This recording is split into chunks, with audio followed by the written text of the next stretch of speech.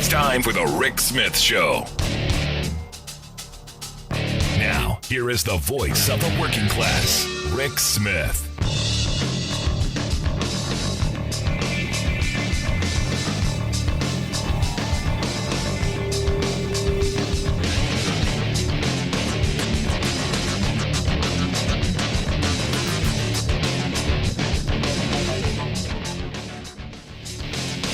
And welcome, brothers, sisters, working class heroes. This is the Rick Smith Show. Thanks so much for being here today on the big program. Lots to get to, lots to talk about. Huge, historic day today was probably the biggest story of the day that you probably never heard of. Probably didn't hear it. Finland is now a part of NATO. This afternoon at the NATO headquarters, the flag was raised. Finland's flag was raised. They are now officially part of NATO. And what does that mean? That means a country that has an enormous border with Russia is now a part of NATO. If Putin's argument was Ukraine was going to join NATO and this was creeping infringement, well, guess what? Their actions caused the people of Finland to go, you know what? We need to join the international community and seek protection. And again, didn't hear much about this. No, there was very little about this story. Now, understand, Finland shares about a 900-mile border. This is enormous. This is a big deal, but we didn't hear about that today. Didn't hear much about it. I got a little blurb, one of those little tiny things. Oh, hey, by the way, there's this. Now, here's the thing. Today was all the Trump circus. The Trump show was front and center. That's all we saw. That's all my news feed was full of. That's all, if you listen to right-wing blather outrage radio, that's all they were talking about. And it got me. First, my mind went to let the circus begin because evidently bread and circus, we need this. And to be honest, I haven't seen Trump that angry looking since the White House Correspondents' Dinner that he paid about $100,000 for to just get skewered by Obama. Pretty upset looking. Some would say he looked scared, and there were definitely shots of that because guess what? The 34-count indictment that has come down, now been unsealed, carries the possibility of 136 years in jail. That's what the left is excited about. I'm telling people, calm down. Calm down a little bit. Because while, the charges look great, while the numbers look there, and we'll get to some of this. Now, Trump, what was interesting to me is watching Trump's Truth Social feed where he just went all out crazy and just blathered the whole time beforehand. And I'm saying good. The more you talk, the more that you get out there and you make accusations, and then the more you do the grievance thing. That thing that you ever see that thing they read to you on TV? You may have heard it. It's called your Miranda rights. You may have heard of something like you have the right to remain silent. Anything you say can, and the most important part will be used against you in a court of law. They always throw the can. It can be. No, it will be. So the more he spews, the more Exhibit A, Your Honor. And on Tuesday evening, from the indictment in the afternoon to Mar-a-Lago in the evening, there was the Trump speech. And it's what you would expect. I mean, it was exactly, I never did anything wrong. I'm as clean as the driven snow. I never thought it could happen to me, which is kind of the line every criminal uses. Never me. I never. You know what the most often used line in prison is? I didn't do anything wrong. I'm innocent. This is what you got. But his spiel was really all about grievance. Every grievance he could have had, it was laid out to remind the base that he's the martyr. Now, a lot of it's conspiratorial, a lot of it's made up, most of it's false. But if you're in that world, you're going to believe. It's all been a hoax. It's all been bad. They've been going after him from day one. He's a disruptor. No, I wouldn't argue disruptor. I would argue he's made his family a lot of money, especially Jared. But I'm not on with you on the disruptor thing. Did he do a lot of finger pointing to his during a little spiel? Absolutely. Everyone does everything worse than me. They're persecuting. Oh, woe is me. Victim card, hugely played victim card. But the 36 counts, I got to tell you, I'm looking at this and I'm reading experts that I trust. Going to be interesting. Going to be interesting to see how this plays out, especially if it gets past the judge throwing it out, which evidently is a possibility. I don't think that's going to happen, but it's a possibility. This comes over the hush money paid to a porn star. And I always said from the beginning, I don't understand why you just didn't have a bag of cash laying around and going, here, I don't know why you went through all of these, hey, we've got to make payments from this account and cover it up with this account. I never got that. It doesn't make any sense to me. But evidently, there's more than just the one hush-up money for one porn star. There was the Playboy Bunny, who I guess got $150,000, and the doorman to the Trump Tower, he got $30,000. So all in all, what, about $310,000 in hush money paid up? He paid a bunch of money to Michael Cohen, so there might be other hush money we don't know about yet. But it's this idea that during the campaign, and this is what it boils down to, that this catch and kill scenario that Alan Bragg was talking about, that there are all these bad stories out there. There's all this bad stuff going to look really bad in the polling, especially after the Access Hollywood tape that really was not flattering to Trump's belief structure, especially someone who holds the Bible upside down. Thought, and then you can see how this theory goes, thought that, another sex scandal kind of thing, would be bad to the evangelicals. Sex with a porn star, while married, not good. 10-month-long relationship with a Playboy Bunny, not good. The possibility of an illegitimate child, not good. So pay off a little hush money nobody knows. Now, what the Trump apologists are throwing out is this wasn't hush money for the campaign. This was just to protect Melania, which, you know what? Any rational person would go, I can see that. But I can also see it was hush money to not get into the political twist.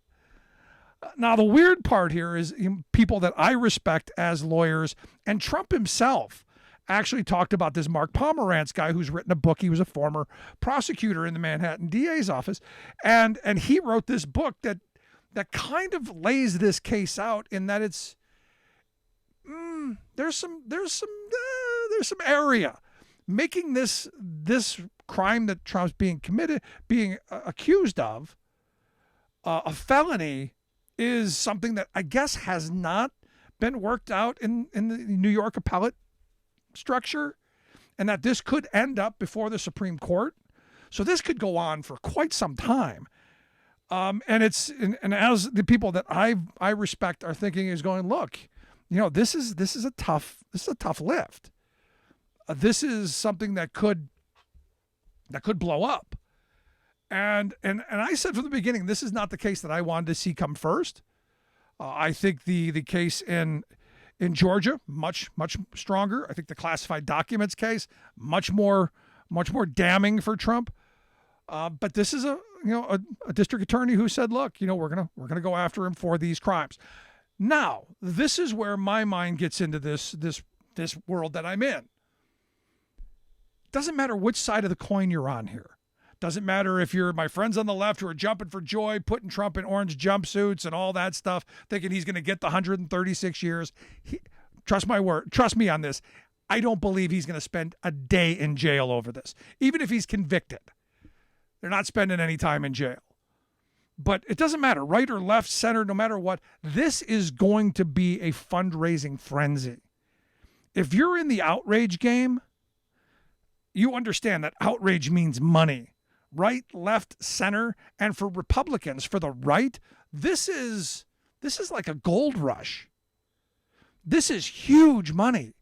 You get to play the absolute martyr and say, oh, this is political persecution. They're coming after us. In fact, Trump himself, they've raised $8 million since the indictment. $8 million. It's only a couple of days. If this continues and the right does what it does masterfully, which is cry foul and play the victim and do the martyr game, that number will will jump up. I mean, immediately today, I got Don Jr. sending me emails going, my father's innocent. They never send money. I got the Trump campaign sending me T-shirt ads of a mugshot that's never been taken. They didn't mugshot him. There's no mugshot. But there it is. There's the mugshot with criminal numbers on it. Send us money. Because now you've got the fake mugshot merch. You know, we're going to... This is going to be a marketing masterpiece. And for me, as the observer in this, that's the interesting part.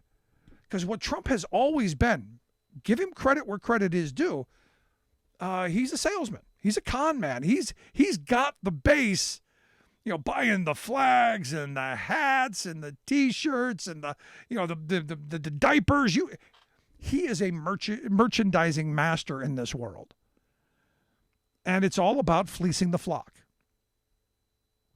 Now, here's the thing for me. The other part of this is I'm going to watch the outrage machine make tons of money because, look, sitting in this chair, there's going to be content for the next 15, 16, 20 months. There's going to be a Trump circus every day. There's going to be all kinds of you-know-what thrown against the wall. Democrats are going to have a hard time cutting through this again. And this seems like deja vu all over again, to quote Yogi Berra. Because 2015, it seems a lot like that kind of oxygen being sucked out of the room. Maybe a little different, because he could possibly face 100. I could be wrong totally. And he could face 136 years in jail for this one. But we'll see. Now, I couldn't help myself today but think about spending mental time back in my 8th grade civics class or my high school government class, thinking about what's the rule of law and what I learned that to be. It means to me that no one's above the law. And today, we did that. It means that no one's above the law. No one, no matter what their station is, how wealthy or powerful or well-connected, or even if you're the former president. If you are accused of a crime, you will have a grand jury or an indictment. There is a process that everyone goes through. We are equally subjected to the law. Now, of course, Trump and his clan, no, they're going after us. They're targeting us. No, the reason Lady Justice is blindfolded is it's the cornerstone of our justice system. If the president can be held accountable for his crimes, that's a pretty important thing. And I couldn't help but think back to that all men are created equal thing. That we have taken a huge step to that place where all men are created equal. That if you break the law, if you crime, there's accountability. And, the weird thing to me is I spent a lot of time consuming right-wing media today. And look, lots of outrage candy, tons of complete with their doomsday predictions of, we're fed up and we're going to rise up and, angrily rise up, feverishly, angrily rising up. Leaving, of course, the legal caveat of course, we're talking figuratively, not endorsing violence at all, even though we've been saying violence for the last hour. But when we don't really mean violence when we say violence. No, not that at all. We're just entertainment. Remember that while we're promoting violence. Tons of that. For instance, Breitbart wrote a story about the judge's daughter, who evidently did some work for Kamala Harris during the campaign. Don Jr. and even Trump himself retweeted the story with the girl's picture. You don't think that was meant as a fear tactic? You don't think that's like the horse head in the bed in The Godfather? Yeah, we know where you are. We know who you are. We've got crazy people who now know where you are. And this, again, the dog whistle, the attack mode, but no, we mean it peacefully. Ted Cruz, he said the arrest and arraignment of former President Trump by a left-wing Soros prosecutor today is making a mockery of the rule of law. And, I see that, and I've been seeing a lot of, this is the Soros prosecutor, even though I don't think Soros actually gave him any money. But understand what Soros means. You go back to Jesse Jackson back in the 80s calling New York Hymietown. When you hear Soros, They want you to think, well, they mean Jewish. That's what that means. And the code is right there. Trust me, the code is out there in front because they know. Now, again, caveat, all for peaceful purposes. We're just entertainment. Now, what I also found interesting is my Republican friends are coming out and saying, well, now that you've done it, we're going to come after you. Now, what's interesting is all we've been hearing for the last several months is how they're going to go after Biden and Biden's son. Haven't done it yet, but all we're going to do is we're going to investigate them. Going to go after them. And I say, here's the thing. If Biden's son committed crimes, he should be held accountable. If Biden committed crimes, should be held accountable. That is our justice system. And the fact that we're holding someone at such a high level as Trump accountable in this moment, and he is going to get his day in court, is incredible. And it's what we should want as a country. It's what we should be demanding as a country.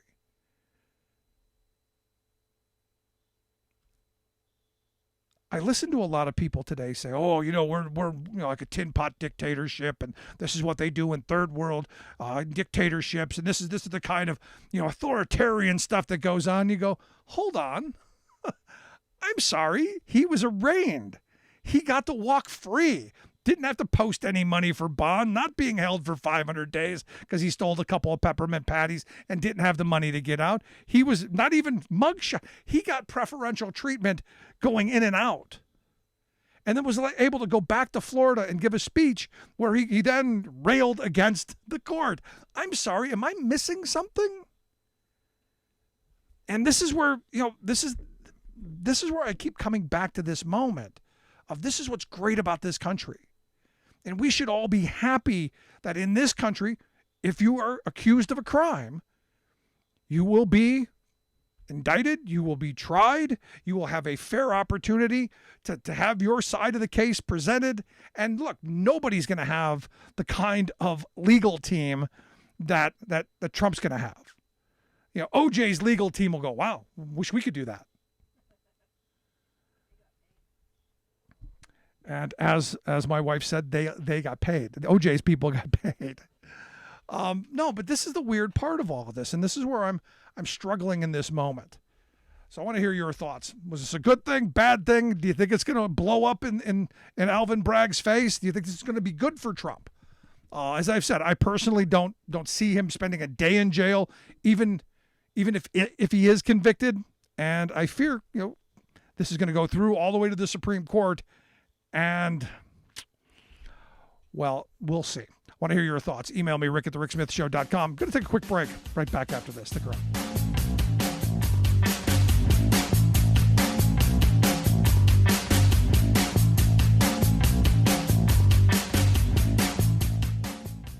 We are AFGE, the American Federation of Government Employees. We represent 700,000 federal and D.C. government workers who are the vital threads of the fabric of American life. We support our nation's military. We take care of our nation's veterans. We protect our nation's borders. We respond to our nation's crises and natural disasters. We provide services to our nation's seniors. The American Federation of Government Employees. We work for America.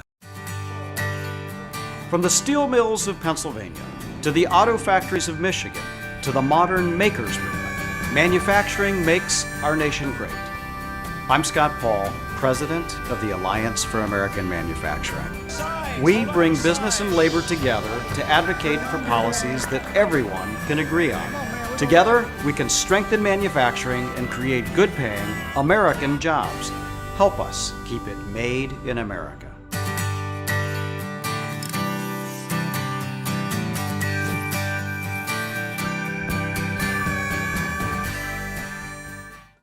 The old factory towns in America's heartland have been taking a beating. Thing is, though, there's a light at the end of the tunnel. Unions are making a comeback. More organizing in the last couple of years than in a long time. And the Biden administration being more supportive of unions than any president since FDR. We're finally turning things around after 40 years of screwing over working people. But will we keep moving in the right direction? That's our choice. as Americans. So as I said, you've got Republicans saying, well, if you're going to do it to us, we're going to do it back to you. And you got Jim Jordan coming out. Jim Jordan said in a tweet, the indictment wouldn't happen if President Trump didn't run for office. And this is probably, this is probably one of the fairest tweets I think I've ever seen Jim Jordan come out with. Because it's true. Had he not run for president, none of this stuff would have come to light. We would have found none of his criming. He would have never had to engage in criming. It would have never happened if Trump didn't run, because he wouldn't have to engage in the catch and kill to guard his poll numbers. And look, he wouldn't have had to guard his poll numbers if he'd have just guarded his poll. I'm going to go with that. Had he just kept his zipper up, maybe not a problem. Maybe don't have to pay hush money. Maybe don't have to do these things. And this is where I come back to this moment. You've got the Jim Jordans of the world and the extremists in the Republican Party who've gone all in on his defense. I'm thinking they're going to be wrong on something. Because Jim Jordan said, well, it's equal justice under the law unless you're a Republican running for president. No, unless you're a criminal, unless you do things that are breaking the law. Now, this is the weird part, because back in 2015, during the election, I was going through and talking with people who were saying, look, you've got all of these irregularities. Let's call them those. No, we're not going to call them crimes. There's just a lot of shady stuff going on.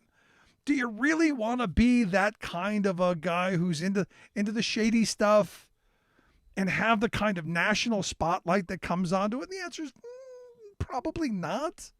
And I remember back in 15 saying, look, I don't know if I'm him, if I want to be in this fishbowl, having every business transaction scrutinized, and every bankruptcy, and every time you screwed somebody over, and every time you've now had to pay hush money. It's one of those things where you go, maybe we not. So I agree with Jordan. Had he not run for president, none of this stuff would have happened to Trump. Had he not rubbed it in people's face, had he not said, if I could shoot somebody on Fifth Avenue and not lose a vote, because in this country, and as much as I want to believe we're moving towards that equality for all and that blind justice that I spoke of a moment ago, the reality is the wealthy in this country, the rich and powerful, are never held accountable. He could have done all of this stuff and much worse for all we know, and no one would have ever looked into it.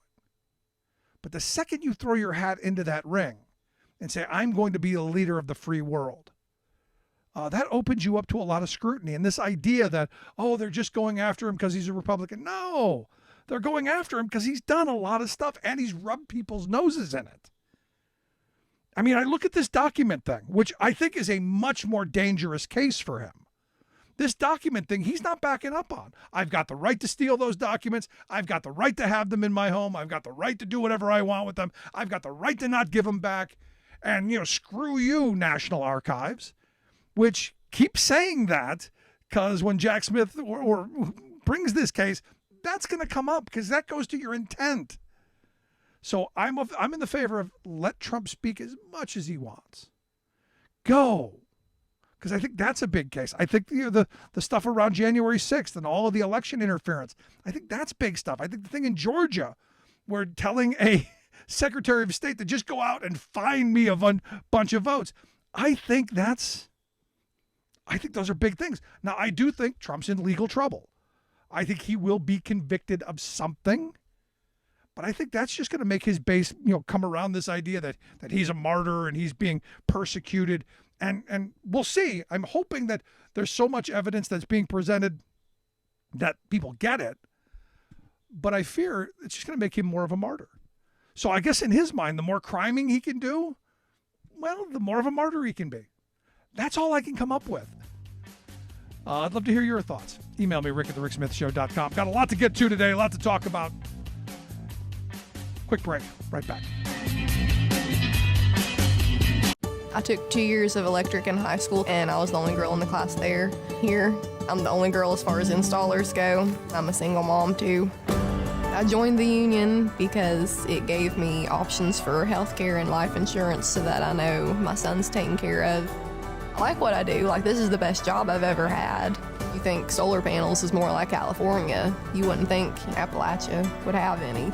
It would be smart if the government would invest more in clean energy resources. I've been driving buses for 5 years, and my day-to-day routine is I wake up a little earlier than most people. I get on a bus, I go out, I pick up some students and make sure they get to school nice and safe. Here in Fairbanks, Alaska, that can be a challenge because of the winter weather and the icy roads. But I love the job. So the Teamsters are great. They provide us a lot of protections. They've always taken care of their people, made sure that our jobs were secure. We didn't have to worry about whether or not we'd have a job from day to day. And that's amazing because before we'd be working 4, 6, 8 hours a day and only earning minimum wage was real difficult to make a living. And the Teamsters pushed a lot so we make something we can live off of and not have to have a second job. What absolutely gives me peace of mind, the union membership allows me to focus on this job without having to worry about whether or not my family is going to be taken care of. I'm Andrew Case, and I'm proud to be Teamsters Local 959.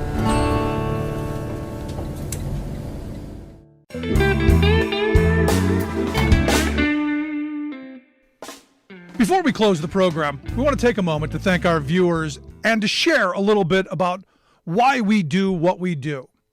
At the Rick Smith Show, we believe that media today is almost entirely controlled by corporate greed. So we have now 24-hour news channels. But instead of 24 hours of news, what we get is 1 hour repeated 24 times, and with tons of commercials creating obscene amounts of profits. Information once presented as a public service has now become a private commodity. So when lies make money, lies are what we get. We get a corporate-controlled rage machine feeding us anger and hate, trying to convince us that our problems are right, left, or red, blue, when they are and always have been up, down, the wealthiest 1% versus the rest of us. Our goal is to be an alternative to that machine, not as a news show with a fancy journalist out front, but as a talk show run by a union truck driver and a team of working-class heroes just like you. Everything we do, both what we get right and what we get wrong, is dedicated to advancing the interests of America's working families. No corporate ad buys, no think tanks, no focus groups, no talking points. We are media by working people, for working people. Thanks for tuning in. We'll see you back here next time.